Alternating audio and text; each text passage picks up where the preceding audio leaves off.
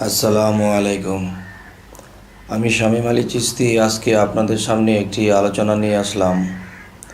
সে আলোচনাটি হলো যে এই পৃথিবীতে অনেক মানুষই তরিকতের পথ নিয়েছেন। তরিকতের পথ নেওয়ার পরে তিনি বলতেছেন যে আমার তরিকতের নাম হলো কাদেরিয়া। তার তরিকতের নাম যদি কাদরিয়া হয়ে থাকে তাহলে সেই কাদরিয়া তরিকতের কিছু প্রমাণ আদি আছে। যে এক জায়গাতে গেছে, সে কাদরিয়া তরিকতের সবক নিয়ে আসছে বা তার কাদরিয়া তরিকতে বায়াত হয়ে আসছে। এখন দেখা যায় কাদরিয়া তরিকতটা যদি মূলত বুঝতে যায়, আর কেউ যদি আমার কাছে বলে যে সে কাদরিয়া তরিকত নিয়েছে, তখন আমি বলবো যে আমাকে এই পরিচয়গুলো যদি আমি পাই তাহলে মনে করব যে হ্যাঁ, এটা কাদরিয়া তরিকতেই আমি আছি। যেমন হযরত বড় পীর আব্দুল কাদের জিলানী তিনি যখন বায়াত গ্রহণ করেছিলেন তখন তার গুরু তাকে কি দিয়েছিলেন? তাকে তার গুরু 18 পারার শিক্ষা দিয়েছিলেন। এবং যা কিছু শরীয়তের ভাষায় বলা হয় যে যখন বড় পীরের জন্ম হয়েছিল মায়ের গর্ভ থেকে 18 পারা কোরআন মুখস্থ করে আসছে। তাহলে আমাদের ব্যাখ্যা বিশ্লেষণে যা আসে যে একজন মানুষ যখন বায়াত গ্রহণ করে তখন তার নতুন জন্ম হলো, আর সেই নতুন জন্মেই সে কী পাইল? যে এই 18 পারার শিক্ষা পাইল। যেমন 30 পারা, 30 হরফে 30 পারা। তাহলে 30 হরফে যদি 30 পারা হয়ে থাকে তাহলে এক একটা হরফের মধ্যে এক এক পারা লুকানো আছে। তাহলে 30 হরফে 30 পারা, তাহলে এক একটা হরফে যদি এক একটা পারা লুকানো থাকে তাহলে কি বুঝতে হবে? 18 হরফে 18 পারার গুণ ক্ষমতা নিয়ে এই পৃথিবীতে আব্দুল কাদের জিলানী তিনি জন্ম নিয়েছেন। আচ্ছা, সেই জন্মটা শরীয়তের ভাষায় মায়ের গর্ভ থেকে মুখস্থ করে আসা। আরেকটা তরিকত বা হাকিকত ও মারিফতের দেশের ভাষায় এটাকে বলা হয়েছে যে তিনি যখন নতুন করে এই পৃথিবীতে কোনো অলিয়া আউলিয়ার হাতে বায়াত গ্রহণ করলো তখন তিনি 18 পারা সেই জন্ম থেকেই লাভ করলো। আর মুরিদ যিনি প্রথম হলো, এটাকেই আত্মার জন্ম বলা হয়। আচ্ছা, যাই হোক, এখন দেখা যায় যদি কেউ বলে যে আমি কাদরিয়া তরিকতে আছি, তখনই তার প্রমাণ আমি তার কাছে চাইব যে তোমার মধ্যে যে তুমি 18 পারার যে 18টা হরফ আছে, এই 18টা হরফ তুমি কি তোমার মধ্যে দেখেছ?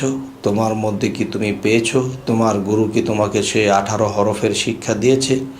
যদি না পেয়ে থাকো, আচ্ছা, আর একটা বিষয় হলো একজন মানুষ তার নিজের একটা পরিচয়পত্র আছে, আর সেই পরিচয়পত্র কিন্তু আল্লাহর পরিচয়পত্র। আল্লাহ কুল হু আল্লাহ সূরাতে দিয়েছেন যে কুল হু আল্লাহু আহাদ আল্লাহুস সামাদ, যে আমি এক, আমি অদ্বিতীয়, আমি আমার কোনো শরিক নাই, আমি স্বয়ংসম্পন্ন, আমি জন্ম নেই না, আমি জন্ম দেই না। এই পরিচয়পত্রগুলো আল্লাহ সূরা ইখলাসের মধ্যে দিলেন। তাহলে আমার একটা পরিচয় আছে, আমি যে পৃথিবীতে এসেছি সেই পরিচয়টা কি? আমার দেহের মধ্যে, আমার দেহ কোরআনের মধ্যে এই কথাগুলো কোথায় লেখা আছে? হে জগতবাসী, একটু লক্ষ্য করবেন যে আমার দেহ কোরআনের মধ্যে এই কথাগুলো কোথায় লেখা আছে এবং আমার দেহ কোরআনের মধ্যে এই 18 পারা কোথায়, এই 18টি হরফ কোথায়, এবং এই 18টা হরফের মধ্যে দেখা যায় 18টা স্থানে স্থান নিয়েছে এবং কোন কোন স্থান এবং সে কোন কোন জায়গায় কে বসত করে, কোন কোন হরফে কে আছে, এই বিষয়গুলো যার যার গুরু মুর্শিদ বায়াতের দিন দিয়ে দেবে। শুধু মুরিদ হলেই হবে না, মুরিদের মধ্যে এই জিনিসগুলো দিয়ে দেওয়া হবে। আচ্ছা, এরপরে আমি কে, আমার পরিচয় কি, এবং আল্লাহ যে আমাকে সৃষ্টি করেছেন তার প্রমাণ আমার দেহ কোরআনের মধ্যে কোথায় লেখা আছে? যা দেখি না দুই নয়নে তা বিশ্বাস করিব না গুরুর বচনে। তাই আমি আজ আপনাদের সামনে এই কথাগুলো কেন আনলাম? যদি কেউ বলে যে আমি কাদরিয়া তরিকতে আছি, তখনই আপনি বুঝতে পারবেন তাকে জিজ্ঞাসা করলে যে তুমি কি তোমার পরিচয় পেয়েছো? যদি পেয়ে থাকো তাহলে তোমার সেই পরিচয়ের কথাটা তোমার দেহ কোরআনের মধ্যে কোথায় লেখা আছে? আরও একটি বিষয় হলো যে তুমি যে বলতেছো কাদরিয়া তরিকতে বায়াত হয়েছো, তাহলে কাদরিয়া তরিকতের যে ধারা, সেই ধারার মধ্যে আরেকটি ধারা হলো যে এই যে কালেমা, এই কালেমা আল্লাহ মুহাম্মদ সাল্লাল্লাহু আলাইহি সাল্লামকে দিয়েছেন, এবং তিনি যখন বিদায় নেবেন দেহ ত্যাগ করে যখন বিদায় নেবেন, তখন কিন্তু এই জিনিসটা বেলায়েতের যুগে ছেড়ে দিয়ে গেছেন।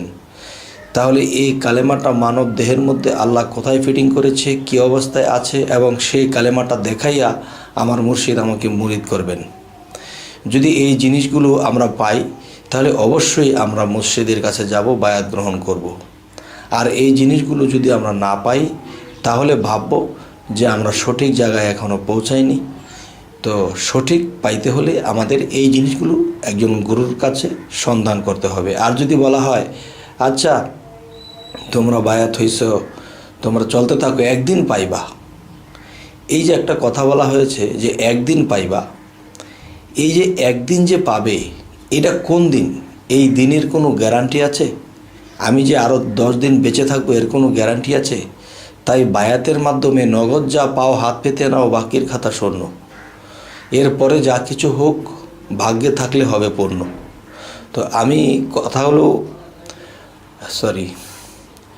কথাগুলো বলছি এ কারণেই যেন মানুষের জীবনটা এই জন্যই হয়ে যায় পূর্ণ।